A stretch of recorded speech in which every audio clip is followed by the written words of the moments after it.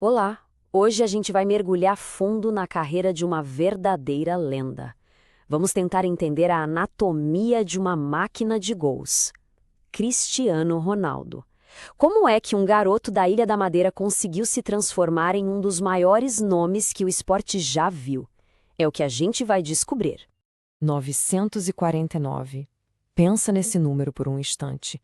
Isso aqui não é só uma estatística, tá? É o número de gols oficiais do Cristiano Ronaldo.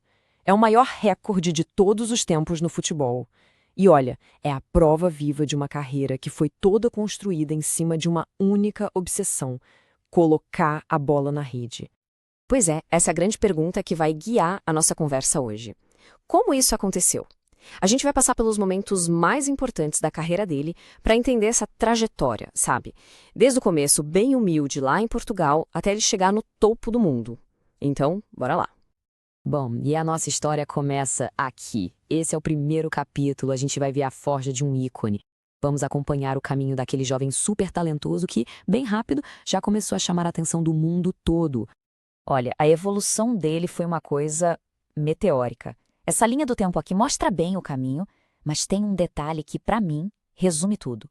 Presta atenção. Em uma única temporada no Sporting, ele jogou no Sub-16, no Sub-17, no Sub-18, no time B e no time principal, tudo no mesmo ano.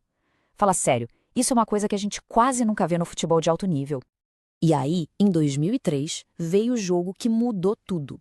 Era um amistoso, a inauguração do estádio do Sporting, contra o gigante Manchester United. Aquele garoto de 18 anos fez uma partida tão absurda, mas tão absurda, que os próprios jogadores do United, no avião de volta, chegaram para o técnico Alex Ferguson e falaram: chefe, tem que contratar esse moleque. E o Ferguson, claro, não passou duas vezes. E essa relação com o Sir Alex Ferguson foi fundamental. O próprio Cristiano disse: ele foi meu pai no esporte. E foi mesmo. O Ferguson não só deu para ele a mítica camisa 7, que já tinha um peso enorme no clube, como também foi o mentor que pegou aquele talento bruto, aquele diamante, e lapidou até ele virar uma força mundial. Foi quase uma relação de pai e filho, sabe? E aqui, olha, os números não mentem. Dá uma olhada nessa tabela. Nas primeiras 3 temporadas dele, a média de gols era de 9 por ano. Agora, olha as 3 últimas. A média saltou para 29, mais que triplicou. Foi exatamente nesse período que aquele ponta driblador se transformou num goleador implacável. E foi essa transformação que trouxe para ele a sua primeira bola de ouro em 2008. Então, o palco estava montado. Agora a gente avança para o próximo grande capítulo. Uma transferência que quebrou todos os recordes e levou ele para o Real Madrid. E foi lá em Madrid que ele chegou no auge, mas no auge absoluto da carreira. 94 milhões de euros. Em 2009, isso era um recorde mundial, a transferência mais cara da história do futebol. O mundo inteiro parou para ver a apresentação do novo Galáctico no Santiago Bernabéu. E olha, valeu cada centavo, viu? Foram 450 gols em apenas 438 jogos. Isso dá uma média de mais de um gol por partida. É algo surreal.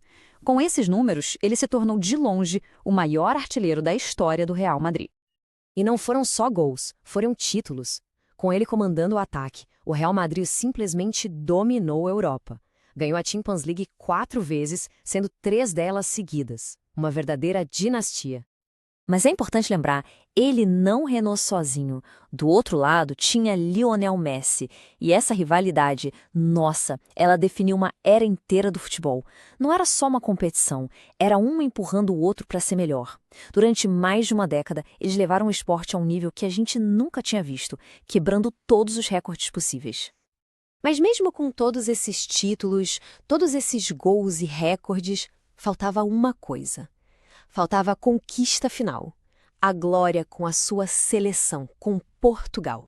E essa era a peça que faltava no quebra-cabeça, sabe? Pelo menos era o que os críticos diziam. Ele já tinha ganhado tudo o que era possível nos clubes, mas o grande troféu com Portugal, essa era a grande obsessão. E a cada Copa, a cada Euro, a pressão em cima dele era uma coisa gigantesca. E essa busca foi cheia de momentos de quase. De muita frustração. A final da Eurocopa perdida em casa em 2004 foi doída. Várias semifinais pelo caminho. Cada eliminação parecia que só aumentava a vontade, a obsessão. Até que, finalmente, em 2016, veio a glória.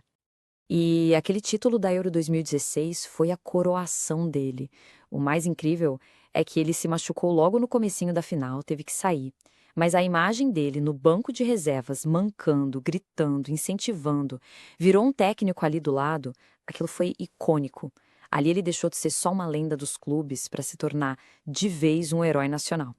Bom, e com tudo isso em mente, a gente chega na parte final, o legado, o que fica. E, claro, o eterno debate sobre quem é o maior de todos os tempos, o famoso GOAT. Porque a história não acabou em Madrid, né? Ele foi para a Itália, foi campeão com a Juventus, e com isso se tornou o primeiro a ganhar as principais ligas da Inglaterra, Espanha e Itália. Depois foi para a Arábia Saudita e continuou fazendo o que ele mais sabe, gols, e ainda se tornou o primeiro jogador de futebol bilionário. Tudo isso é prova de uma longevidade absurda e de uma fome de vencer que parece não ter fim. Então, se a gente fosse resumir o que faz dele esse fenômeno, acho que tudo se apoia em 3 pilares. Primeiro, o físico, uma combinação de velocidade, força e impulsão que é fora do normal. Segundo, a mentalidade, uma dedicação, uma vontade de ser o melhor que é implacável. E terceiro, a longevidade. Jogar nesse nível por mais de 20 anos é algo que desafia a lógica. É essa combinação que o torna tão especial. E no fim das contas, a gente volta para aquela pergunta inicial, né? O que realmente define quem é o maior de todos? São os gols, os troféus, a influência que a pessoa teve no esporte? A carreira do Cristiano Ronaldo dá argumentos muito fortes para qualquer uma dessas respostas. E é por isso que essa discussão sobre ele continua sendo uma das mais interessantes do mundo do esporte.